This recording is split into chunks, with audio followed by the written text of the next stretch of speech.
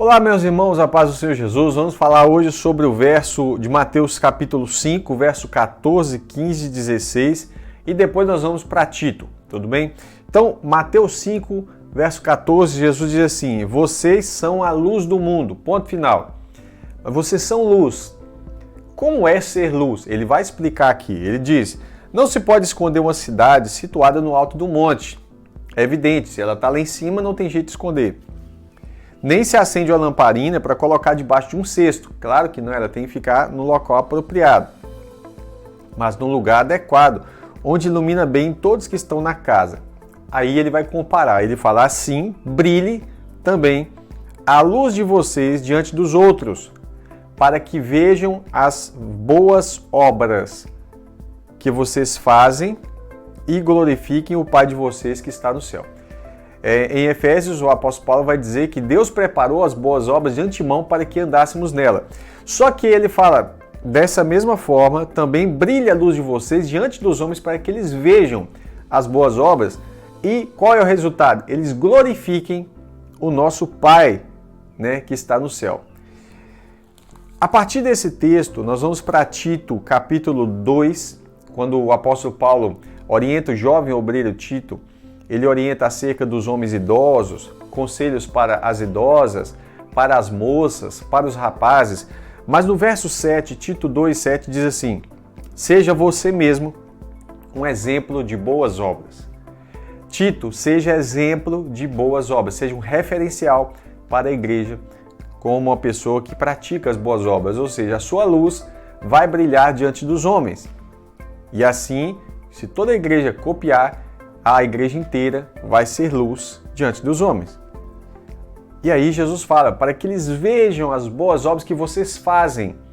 Não adianta a pessoa conhecer as coisas de Deus, conhecer as boas obras que Deus preparou de antemão para que andássemos nela, se a gente não andar nesse caminho.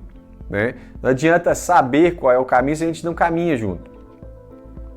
Agora ele fala uma coisa interessante. No ensino, olha, Tito, você vai ensinar. No ensino, mostre integridade, reverência. Já parou para pensar?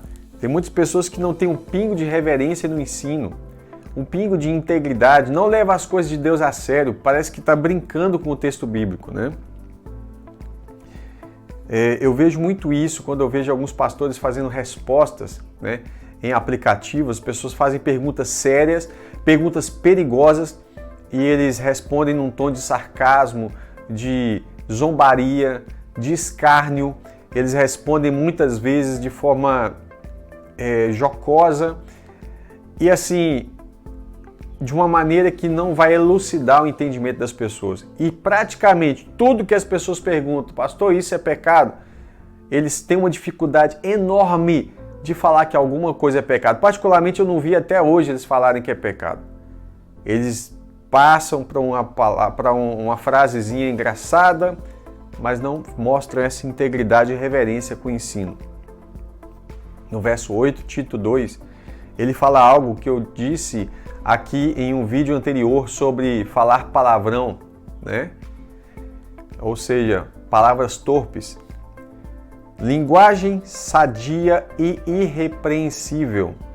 Tito, você tem que ser um exemplo nas boas obras. Tito somos nós, eu e você. Seja exemplo nas boas obras. Tito, no ensino, mostre integridade e reverência. Tito, tenha uma linguagem, um linguajar sadio e irrepreensível, onde ninguém pode virar e falar assim, olha, esse tipo de linguagem, esse tipo de vício de linguagem, isso não convém aos santos. Aí ele fala assim também, para quê? Qual é o propósito de todas essas orientações que o apóstolo Paulo está dando a Tito? Para que o adversário, o diabo, seja envergonhado, não tendo nada de mal a dizer a nosso respeito. Nós vamos vigiar para que o inimigo não tenha realmente um motivo para nos acusar. Para que ele fique envergonhado, qual a maneira de envergonhá-lo? Não dando brechas. Não dando brechas. Ele não tinha brechas contra Jó. Tanto que Deus vai lá e inicia a conversa. Você viu meu servo Jó? Ele não foi se aproximar de Deus para acusar Jó, porque ele não tinha. Ele tinha que ficar envergonhado. Agora que a gente venha ser viver uma maneira em que o adversário seja envergonhado, não tendo qualquer mal a dizer a nosso respeito. É um devocional pequeno, né, acerca da nossa conduta e que nós venhamos levar a sério, tanto sendo exemplo de boas obras, mostrando integridade no ensino, reverência, como tem faltado reverência na igreja, temor de Deus. E a Bíblia diz que o temor é o princípio da sabedoria, é a base da sabedoria, é o fundamento da sabedoria. E é como eu sempre digo, não basta ter conhecimento, tem que ter sabedoria. Tem muita gente que tem conhecimento, mas não tem temor, não tem sabedoria, não vai praticar, não vai andar, não vai viver aquilo que aprendeu. O aprendizado não pode ser teórico, a fé nunca é teórica, a fé sempre é prática. A fé prática vai resultar nisso que a Bíblia diz de exemplo de boas obras. Quando você anda nos caminhos do Senhor, você vai ser exemplo de boas obras. Tudo bem? Espero que você tenha gostado desse devocional, desse projeto que nós estamos desenvolvendo agora, né, de fazer os devocionais.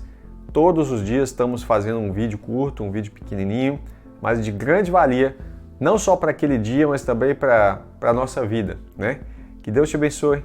Até o próximo devocional, se Deus quiser.